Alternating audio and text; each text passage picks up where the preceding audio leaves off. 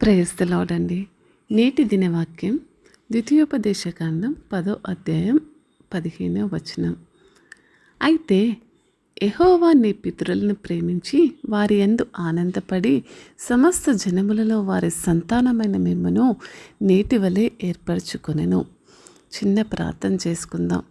మహాపరిశుద్ధుడగు దేవా, ప్రభా, మరి ఈ వాక్య మర్మములను మాకు సూటిగా అర్థమయ్యేటట్టు చేయండి తండ్రి. పరిశుద్ధుడా ప్రభా, మరి వాక్యం వింటున్న ప్రతి ఒక్కరికి ప్రభా, మరి వినగల చెవులను గ్రహించగల మన మనస్సును దయచేయండి. యేసు నామములో ప్రార్థిస్తున్నాను తండ్రి, ఆమేన్. ఒకరోజు నేను మార్కెట్కి వెళ్తూ బ్లెస్సీ అంటే మా చిన్న పాప చేయి పట్టుకొని నడుస్తూ ఉన్నాను. ఆ విధంగా నేను మా ఇంటి వెనకాల ఆదివారం పూట సాయంత్రం ఆ మార్కెట్లో నేను బ్లెస్సీని నడిపిస్తూ ఉన్నప్పుడు మరి అనేక రకాల మనుషులు, మరి సంత అన్నప్పుడు ఎంతోమంది వస్తారు కదా. విభిన్నమైన సంస్కృతులతో ఉన్న మనుషులు ఎందరో కూడా అదే దారిలో వెళ్తూ వారు కావాల్సిన వస్తువులన్నీ కూడా అంటే కూరగాయలన్నీ కొనుక్కుంటూ ఉన్నారు. నేను బ్లెస్సీని మాత్రం ఎంతో జాగ్రత్తగా 3 ఏళ్ళు ఉంది, 3 years పాప బ్లెస్సీ. 3 ఏళ్ళ పాపను గట్టిగా తన వేలిని పట్టుకొని చిన్న చిన్నగా నడిపిస్తున్నాను.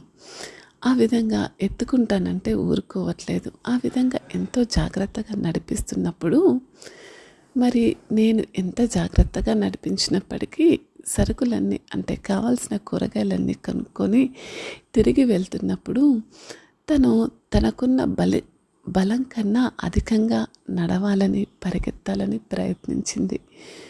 నేను ఎంతో గట్టిగా పట్టుకున్నప్పటికీ మరి నా చెయ్యి ఇదిలించుకొని ఒక్కసారిగా కింద పడింది. ఒక అడుగు గబుక్కున వేయబోయి కింద పడింది. అది ఎంత త్వరగా పడిందో తన చేయి పట్టుకున్న నేను కూడా అంత త్వరగానే తనను లేవనెత్తాను. అంటే తను ఎక్కడ పడిపోతుందో అన్న ఆలోచన నా హృదయంలో ఉండి మరి తనపైనే నా దృష్టిని అంతా కూడా కేంద్రీకరించిన నేను తనని మెల్లగా అంతే వేగంగా పట్టుకొని లేపి దగ్గరికి హత్తుకున్నాను. మళ్ళీ తన బొటన వేలుని నా చేతితో పట్టుకొని మరి తన చేతిని అంతటినీ కూడా పట్టుకొని నడిపించడానికి ప్రయత్నించాను. అంతే సంతోషంగా ఆ బిడ్డ మళ్ళీ లేచి నడవడం ప్రారంభించింది. అదంతా కూడా నేను ప్రార్థిస్తున్నప్పుడు నాకు ధ్యానంలో మరి ఆ విధంగా మళ్ళీ ఈ వాక్యాన్ని ధ్యానిస్తున్నప్పుడు గుర్తుకొచ్చింది. చూడండి, దేవుడు తన ప్రజలమైన మనల్ని ఆయన ప్రేమ మరియు మరి మన పూర్వీకులైన అబ్రహాము, ఇస్సాకు, యాకోబులపై తన ప్రేమను ఎంత ప్రత్యేకంగా చూపించాడో మన పితరులైన వారి పట్ల మరి నేడు అదే దేవుడు నిన్న నేడు ఏకరీతిగా ఉన్న దేవుడు కాబట్టి అదే ప్రేమను మన మీద కూడా చూపించాలని ఆశపడుతున్నాడు.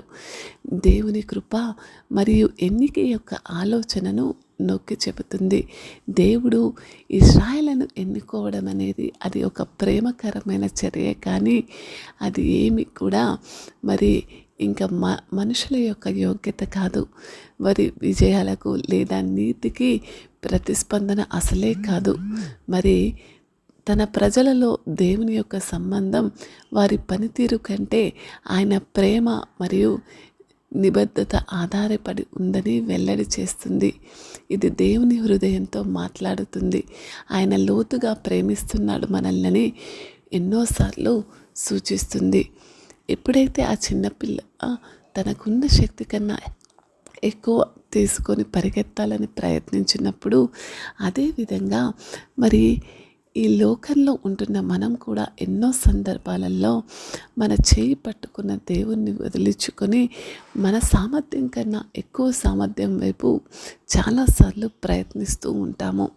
అయితే దేవాది దేవుడు ఏమని సెలవిస్తున్నాడంటే, ఎప్పుడైతే నేటి క్రైస్తవులు దేవుని ప్రేమ నుంచి దూరమై వెళ్ళిపోయారో మరి ఇప్పుడు ఆ చిన్నపిల్ల చేయి విడిచినప్పుడు తన తల్లినైన నేను ఏ విధంగా కాచుకొని ఉన్నానో ప్రభువైన దేవుడు కూడా రక్షణ పొంది ఆయన పాదముల చెంతకు వచ్చిన మిమ్మల్ని అందరినీ కూడా ఖచ్చితంగా దేవుని ప్రేమ మరియు దేవుని ప్రజలతో అతని సంబంధం పనితీరుపై కాదు కానీ అతని కేవలం అతని కృపపై ఆధారపడి ఉందనే సత్యాన్ని గుర్తు చేస్తుంది.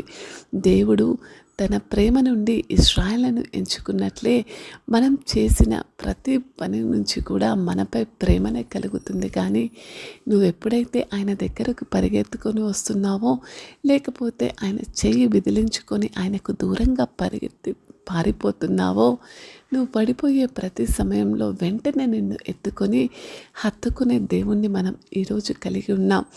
దేవుని ప్రేమ యొక్క భద్రతలో విశ్రాంతిని తెలుసుకోవాలని ఈ చిన్న వాక్యం ద్వారా నేను ప్రయాసపడుతున్నాను. దేవుని ప్రేమ నిష్కమలమైనది, ఏమాత్రము కూడా అది చురుకైనది మరియు ఉద్దేశపూర్వకమైనదని తెలుసుకోవాలి. ప్రజల వైఫల్యాలు మరియు అవిశ్వాసం ఉన్నప్పటికీ దేవుని అనుగ్రహం మాత్రం ఎప్పుడూ స్థిరంగా ఉంటుందని, ఆయన వ్యక్తిత్వం మరియు ఆయన నిబంధనలో అది స్థిరంగా నిలబడుతుందని గ్రహించుకోవాలి. దేవుని ప్రేమ మనం సంపాదించేది కాదు, ఆయన ఉచితంగా ఇస్తుందని గ్రహించుకోవాలి. ఇది తన ప్రజలమైన మనము మరి మన పిల్లల్ని ఏ విధంగా ప్రేమిస్తున్నామో, మరి వాళ్ళు ఏదైనా ఇస్తేనే ప్రేమిస్తామా? కాదు కదా. మరి లోకరీత్యా, మరి శరీరరీత్యా, మన మనస్సు రీత్యా మనం కన్న పిల్లల పట్ల మనకు ప్రేమ ఉంటుంది.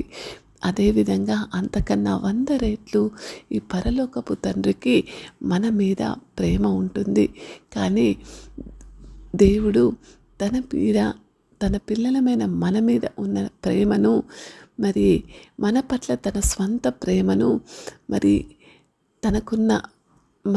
మనం ఇంకా పాపం చేస్తుండగానే, పాపులమై ఉండగానే క్రీస్తు మన కోసం మరణించాడు. అవునా కదా. దేవుడు ప్రేమ నుండి ఇశ్రాయేలును మరి దేవుడు ఏర్పరచుకున్నాడు. ఆ విధంగా దేవుని యొక్క ప్రేమను మరి ఈ నిన్నటి దినాన వాక్యం విని మీరు ఈరోజు సజీవులుగా ఉండి మళ్ళీ ఈ వాక్యం వింటున్నారంటే అది కేవలం దేవుని యొక్క ప్రేమ, కృప. ఈ కృపలో దేవుడు మిమ్మల్ని స్థిరపరచాలని నేను ప్రాధేయపడుతున్నాను. దేవాతి దేవుడు ఇచ్చిన ఈ గొప్ప వాక్యాన్ని బట్టి ప్రార్థన చేసుకుందాం. అయ్యా, లోకరీత్యమైన తల్లి ప్రేమనే కాదు, పరలోకపరమైన దేవుని ప్రేమను కూడా మేము అనుగ్రహించుటకు ప్రభా, మరి మేము అనుభవించుటకు, అట్టి ప్రేమను మా పితరులు రుచి చూసిన విధంగా మేము రుచి చూచుటకు సహాయం చేయమని బతిమాలుకుంటున్నాను. యేసు నామములో ప్రార్థిస్తున్నాం తండ్రి, ఆమేన్.